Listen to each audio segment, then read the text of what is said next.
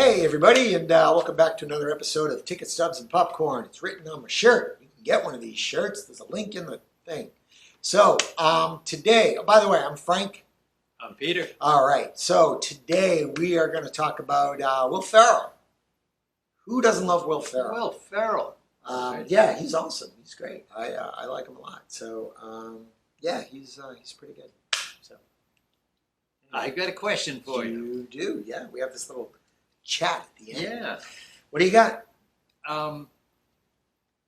There's many movies we've seen over the years where there is some dystopian world or just some frightening view of what the future can be and all that stuff. Which of those movies represents this world or this future that is the most frightening to you? Just Okay. the way it's presented, like, you know, All right. what situation seems to be just the most frightening? Okay. All right. Cool. All right. Great. You can do that. Why don't you start off with Will Ferrell? Will Ferrell, right? I just want to say, Will Ferrell, I do appreciate a lot of his humor Okay. in a lot of his movies. He brings. This sounds like the meeting where you fire him. Yeah, It's just like, no, look, no, we no. really where, appreciate everything where, you where do. He brings a great sense of humor and timing. But there are some movies which are comedies where I just don't know if it works as well as other Right. movies. Yeah. Well, law of averages. And it's just so sometimes there are some that I'll go. All right. I didn't think. So that let's was talk that about funny. the three you like. So the three I like, I am going to start with one where it really does work and it works Okay. well. Elf. Okay. He plays Buddy, and it's become a Christmas time staple. It's a tradition for some families, and this one really works because he's just this wide-eyed, innocent. Yeah. Just Well, you know what I mean. he's not. He's this innocent. And Yeah. he just It's runs innocence, not stupidity. No, That's no, exactly the magic. Exactly, and he gets Elf is one of mine too. Oh, so, okay, great. So we can have a And nice he's discussion just, about Elf. as Buddy, he's just it's this wide-eyed innocence, but he's exuberant. Yeah. He's just so He's things very done the yeah. right way. They're sentimental. They're exciting. and it's everything it's, is. it's such a positive. It's such It a is. positive movie, and a lot of the other movies where he's sort of dopey and unaware, Yeah. they're he's just like the characters are really just plain stupid, Mhm. So Anchorman and Ricky Bobby and all that, they're Yeah. just dopes. But with Elf, it's that childlike wonder and that innocence It's just that unbridled. you He's just yeah. love it. It's fantastic. And it's almost like when he has that, I can't even call it a love interest with Zoe Deschanel Yeah. because Because he's still Buddy. Yeah, he's still Buddy. He's just like, don't touch him. He's just a boy. He doesn't know any better. You whore. So it's just no, and that's what's so great about him in that role. Is that he is so He embodies it, Yeah. he lives it, and He's so- it's believable, even Yeah. though obviously being an elf. well, yeah. And But then it it's- can't be believable, but he could make it believable. Yeah, You're he's- watching this and you're yeah. like, yeah, I'm along for the ride. That's like such the embodiment of that childlike innocence Mhm. that we go through the holidays with when we're kids. Yes, yeah. There's hope and everything is great and oh my God, it's snowing and this is Yeah, great. exactly. Look how big this is. Yeah, Oh, this is it's- a great this is looking great. Christmas tree. Or Right, this is it's this. all You excellent. take it all in. and you gotta love it, and Yeah. it's totally believable. It's not done with like snark or anything like that. It's No, it's no. great. So, And yeah, everything works in this Yeah. movie. yeah. And So- so I Right. love What's your next one? love Elf. Second one, it's his performance as Hobie is his name in a Woody Allen movie, Melinda and Melinda. Oh yeah. And this movie is done as like two halves. So Radha Mitchell plays the same character in both halves, but one is treated more as a tragedy, and the other side is treated a little more as a Right. comedy. And so he's on the comedy half of the movie, and he plays a little bit of the Woody Allen character, so it's his sometimes craziness is tempered a little bit. So Right. he's portrayed more as he's a little uptight. He's this, and that character seemed to work for him. Yeah. Where he's like, he's in the kitchen, everything's got to be just right, or he's vacuuming, the thing has to be just right.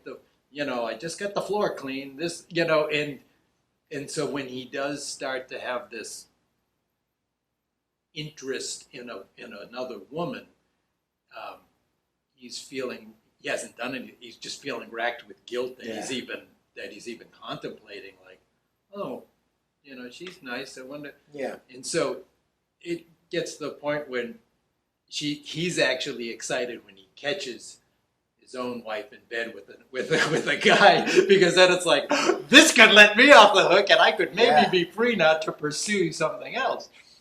So that one, it's like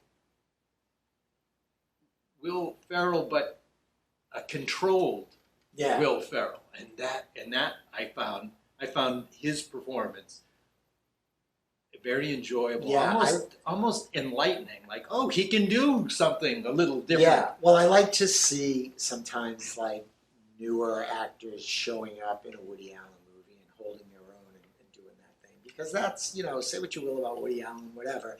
I mean, the guy makes decent movies, and as he's gotten older, he's tried to find that sort of surrogate for his character. Oh, yeah. That he just, the guy's what, 80-something he's years just old. He aged can't out. be that Yeah. guy anymore. Yeah. So, Will Ferrell's really fun in that. What So else I you like that one. And I've saved this one for last. And I'm going to preface this saying, he's got movies that I really do love. And I do think his brand of humor works. Yeah. And some of those are small little roles. They could be like, it's not a cameo, but, he's like the bad guy, Mugata, or whatever his name is, in Zoolander. And I think he's perfect in that one. Yeah.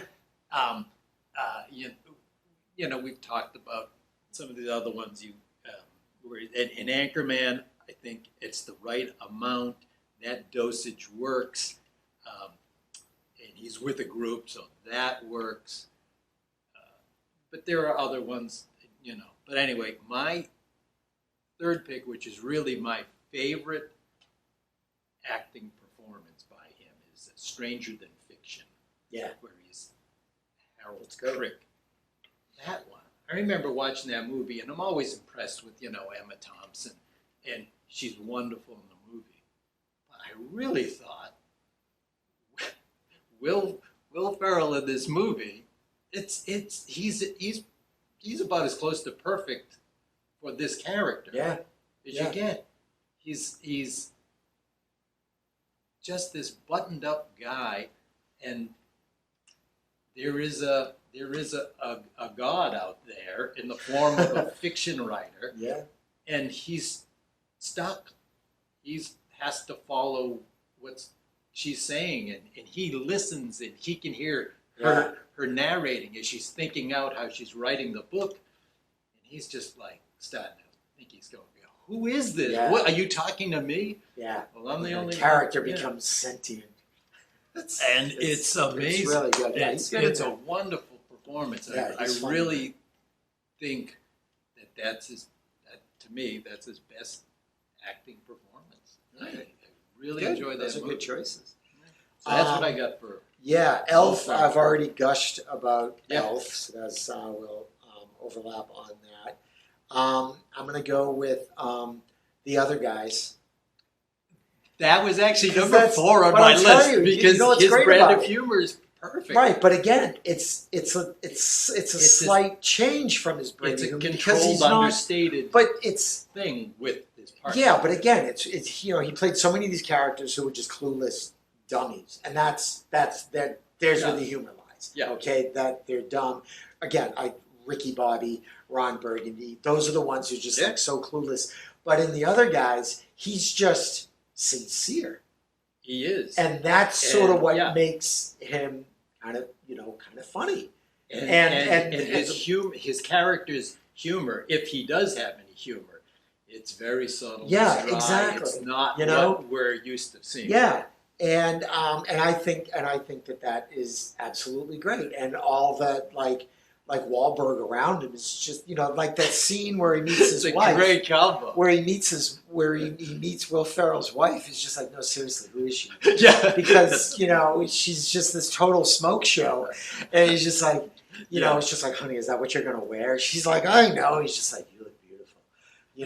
Mark Wahlberg just could not believe that Will Ferrell, this guy that he's like berating 24/7. He's this dweeby suit to him, and that's the guy he works with. But he needs, because he knows his inner beast, and he needs to tame that. Yeah. And that's why he does what he does. Exactly. It's great. And it's the sincerity that, again, it's sort of similar to Buddy the Elf. It's that honest sincerity, and like, I love this because I love this. This is who I am in my own skin, and so I like as what opposed to the dummy characters that he plays, which I also enjoy, which are really fun. I do too. So, but yeah, I love him in the other guys. And then my other one would be it was really a toss up between Wedding Crashers, because that's just hilarious. But I gotta go Frank the Tank in Old School. Old School, yeah. Yeah, he's just so great. He's just a big kid, and he's just fantastic in that, and funny, and he's a little dim-witted. It takes him a little bit to get off. Yeah. My favorite bit in that is when they roll up in the van at 100 miles an hour, and they're all like in the ski masks, and they grab one guy and they say to his wife, "You say a thing, we'll fucking kill you." Throw him in the van. It kills me every time. And when he sings in Blue's wedding, his funeral, it's so good. It's so much fun.